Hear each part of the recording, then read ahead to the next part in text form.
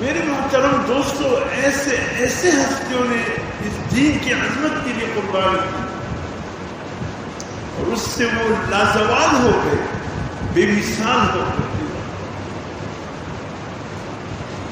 حضرت عثمان غنی رضی اللہ عنہ، جس کا تذکرہ 18 ذی الحج کے جمعے میں آیا تھا، کتنا کیسے ہستے، کتنا خوب کسی نے یہ بات کہی، جب تم 1 محرم اور پھر 10 محرم تک سفر کرتے ہو، ذی الحج میں جاتے ہو، یہ محرم میں داخل ہوتے ہو، تو راستے میں 18 ذی الحج بھی پڑتا ہے۔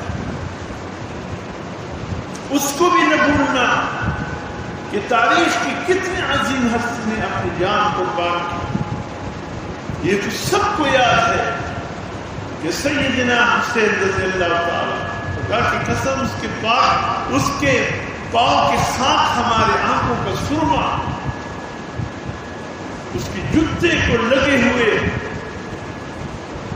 خس و خاشاک کا ٹکڑا ہمارے سروں کا تاج۔ ہم ایسے ہستیوں کے متعلق اپنی زبان پہ، اپنے دل میں، اپنے دماغ میں غلط خیال اگر لائیں گے بھی، ہمارا ایمان ختم ہو جائے۔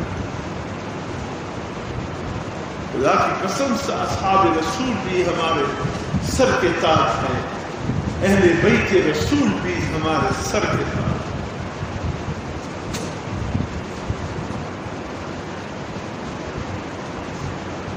کسی نے خوب کہا، ابھی تو ماشاءاللہ بہنجات بڑے بڑے بن گئے، قطب نما اس میں لگ گئے، راستے کی نشاندہی جس ملک کی طرف جا رہا اس ملک اس میں قطب نما لگا دیا جائے، جیسے بھی حالات جہاد اس مقام تک خود بخود پہنچ جاتا ہے۔ لیکن ایک وقت تھا جب پہلی سفر ہوا کی دوش پہ ہوا کرتے تھے اور اس میں یہ بڑے بڑے مشینری نصب نہیں تھے، بس وہ بڑے بڑے اس کے ساتھ وہ ڈنڈے لگا دیے جاتے، اس کو یوں موڑتے، کشتی پر مڑ جاتے۔ یہ سفر ہوتے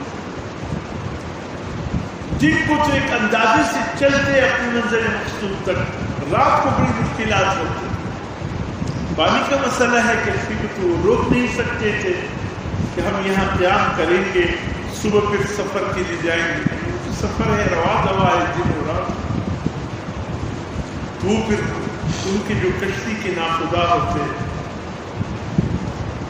ملاح، وہ ستاروں کی چال کو دیکھتے کہ یہ ستارے اس لائن میں ہو، ہم پھر سیدھے منزل پہ جا رہے ہیں، یہ یہاں ہو، وہ وہاں ہو، یہ پھر ہمارا رخ صحیح ہے، جس طرف ہم جا رہے ہیں صحیح رخ پہ جا رہے ہیں۔ تو وہ ستاروں کے اثر کو دیکھ کر رات کو سفر کیا کرتے۔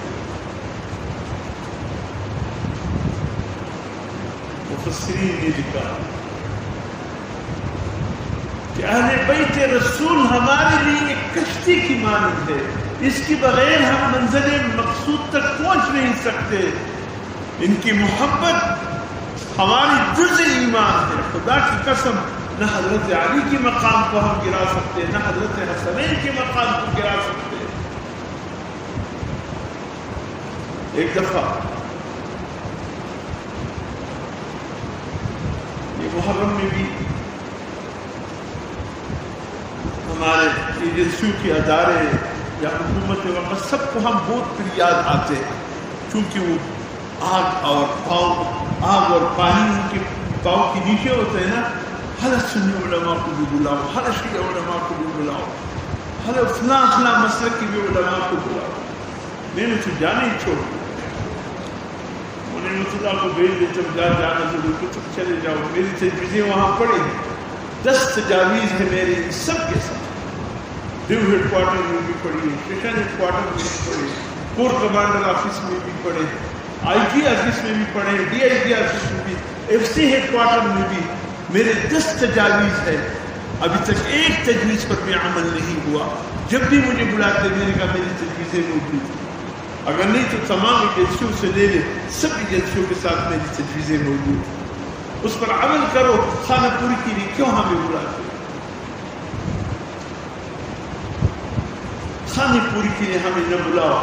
اگر عمل کرنے ہیں تو تجاویز ہم نے دیے ہیں، اور الحمدللہ میری وہ 10 تجویزیں ہیں جس پر تمام علماء کے اتفاق بھی ہے۔ اور اس وقت ریو ہیڈ کوارٹر کی جنرل شاہ حسین جنرل محمد اقبال آ گئے. خدا کی قسم انہوں نے میرے کان میں کہا واللہ اگر آپ کی تجویز پر عمل ہو جائے شیعہ سنی مسئلہ ختم. اندر سے یہ اس کے ہم نوا ہیں، لیکن مسائل یہ ہے کہ بس